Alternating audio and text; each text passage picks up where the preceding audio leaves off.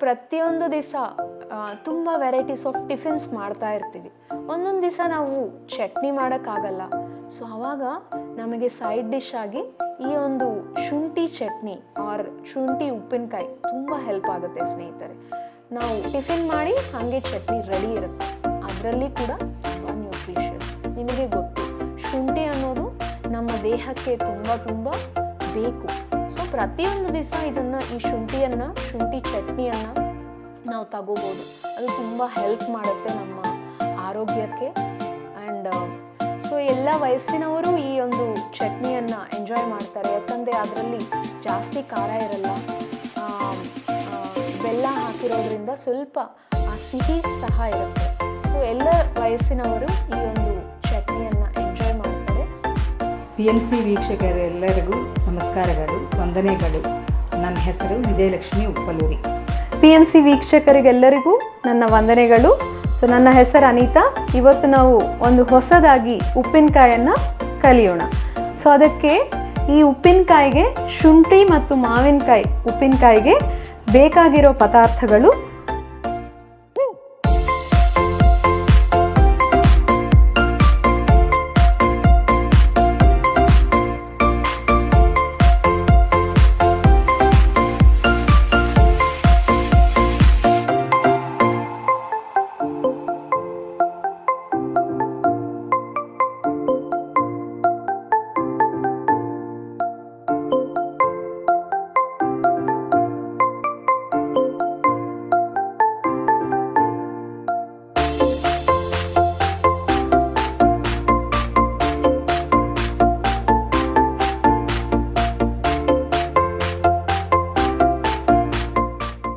ಬೆಲ್ಲ,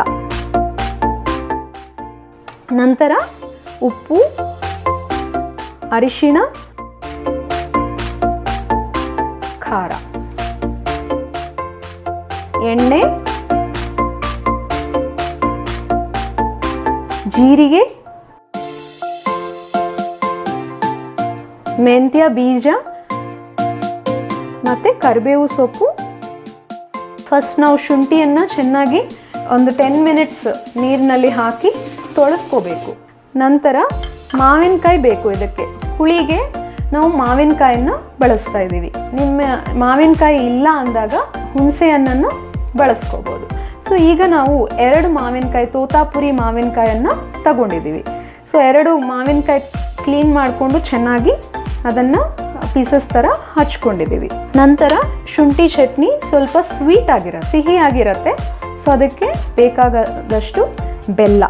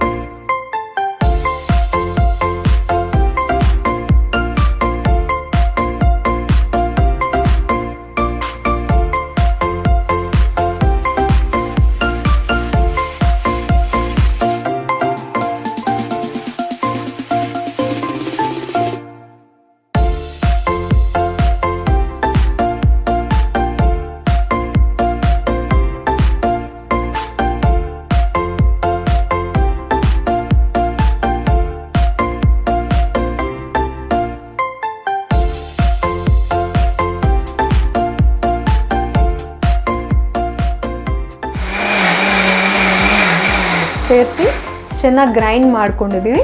ಈಗ ಅದಕ್ಕೆ ನಾವು 3 ಟೇಬಲ್ ಸ್ಪೂನ್ಸ್ ಅಷ್ಟು ರೆಡ್ ಚಿಲ್ಲಿ ಪೌಡರ್, ಒಣ ಮೆಣಸಿನಕಾಯಿ ಪುಡಿಯನ್ನು ಸೇರಿಸ್ಕೊಂಡಿದ್ದೀವಿ.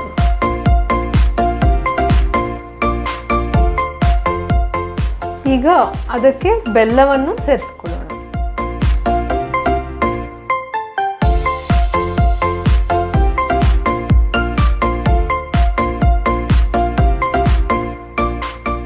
ಇದಕ್ಕೆ ನಾವೀಗ ಬೇಯಿಸ್ಕೊಂಡು ಪುಡಿ ಮಾಡಿಕೊಂಡಿರೋ ಕರಿಬೇವಿನ ಸೊಪ್ಪಿನ ಪುಡಿ 1 ಟೇಬಲ್ ಸ್ಪೂನ್ ಅಷ್ಟು ಹಾಕೊಳ್ಳೋಣ. 1 ಸ್ಪೂನ್ ಜೀರಿಗೆ ಪೌಡರ್,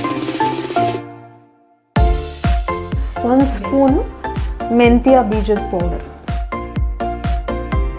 ಸ್ಟವ್ ಆನ್ ಮಾಡಿಕೊಂಡು ಬಾಣಲಿಯಲ್ಲಿ ಫಸ್ಟು ಎಣ್ಣೆ ಹಾಕ್ಕೊಳ್ಳೋಣ. ಎಣ್ಣೆ ಬಿಸಿ ಆದ ನಂತರ ಸಾಸಿವೆ, ಉದ್ದಿನ ಬೇಳೆ,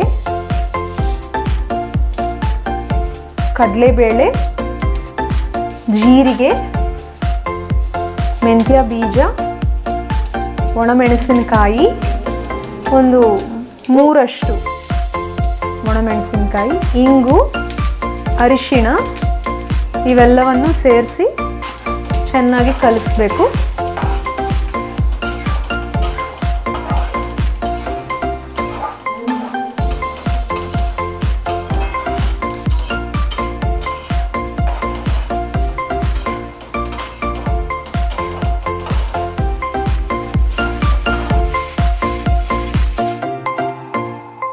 ಕೊನೆಗೆ ಕರಿಬೇವಿನ ಸೊಪ್ಪು ಸೇರಿಸ್ಬೇಕು.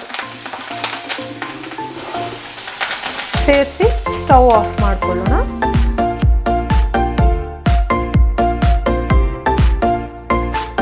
ಈಗ ಇದಕ್ಕೆ ರೆಡಿ ಮಾಡ್ಕೊಂಡಿರೋ ಉಪ್ಪಿನಕಾಯನ್ನು ಸೇರಿಸ್ಕೊಳ್ಳೋಣ. ಈಗ ರೆಡಿಯಾಗಿರೋ ಉಪ್ಪಿನಕಾಯಿಯನ್ನು ಈ ಒಗ್ಗರಣೆಯ ಬಾಂಡಿಗೆ ನಾವು ಸೇರಿಸ್ಕೊಂಡಿದ್ದೀವಿ. ಸೇರಿಸ್ಕೊಂಡು ಚೆನ್ನಾಗಿ ಆ ಒಗ್ಗರಣೆಯನ್ನು ಕಲಿಸ್ಬೇಕು ಉಪ್ಪಿನಕಾಯಿ ಜೊತೆ.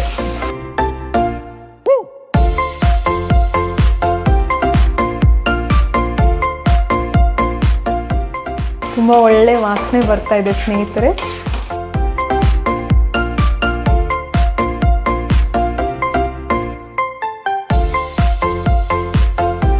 ಸೊ ಸ್ನೇಹಿತರೆ, ಈಗ ಶುಂಠಿ ಉಪ್ಪಿನಕಾಯಿ ರೆಡಿ ಆಗಿದೆ. ಇದನ್ನು ಒಂದು ಬೌಲ್ಗೆ ತಗೊಳ್ಳೋಣ.